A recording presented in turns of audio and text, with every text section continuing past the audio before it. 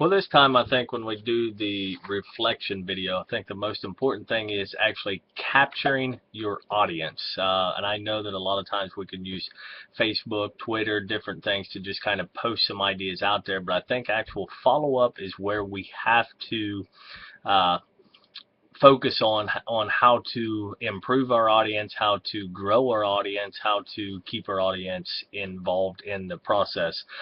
For example, last Saturday we took our outreach group to a women's facility that is basically a jail alternative. Took about 12 people with us. Basically went in there, did a barbecue for them, had two hairdressers come in and basically cut hair for 4.5 straight hours. We had a couple women that painted fingernails.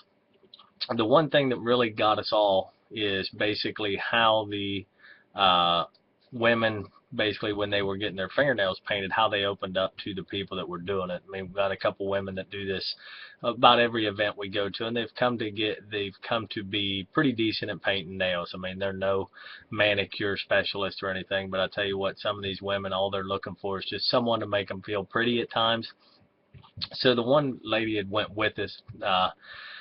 Basically, she had spoken to the lady as she painted her nails, and come to find out that the lady had had a husband who had some severe medical issues and some different things in her life that had kind of just created some problems and some issues and stuff that she had dealt with. And the reflection was the lady that was actually painting her nails had very similar instances occur in her life. She had a husband who basically ended up with a kidney transplant, life and death matter several times. Basically, at times they didn't even know if he was going to survive, and has come through it, still on some medication, stuff like that. But anyway, what we did was we actually had to look at new ways on how do we get people involved, how do we keep people involved. I mean, we've posted on Facebook, we keep people up to date as much as possible.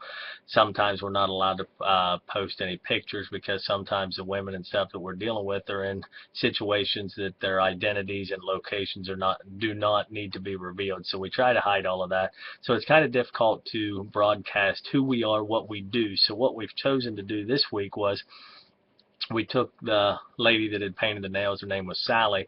We actually put her in front of the church congregation and basically told her testimony.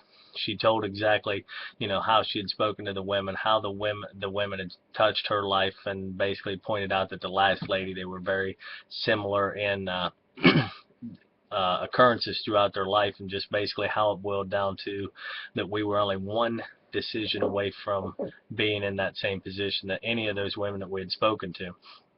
So I think when it comes right down to it, the whole idea, the whole aspect of the social media is somehow, some way, we still have to entertain personal involvement, personal contribution, and I think that sometimes that's the only way to actually portray what we're doing and how we do it, and to get a better sense of feeling, to feel the testimony, to feel the passion that comes from a person delivering the speech. I mean, I can sit here all day and talk about it, but until you actually see it, hear me talk about it, and feel me talk about it, I don't think you'll ever get the true result that we need in order to grow what it is we're doing. So like I said, I think that when it comes down to it, we can put every message we want on the computer, but I still think that at the end of the day, we have to go person to person, hand to hand, heart to heart, in order to get the message across.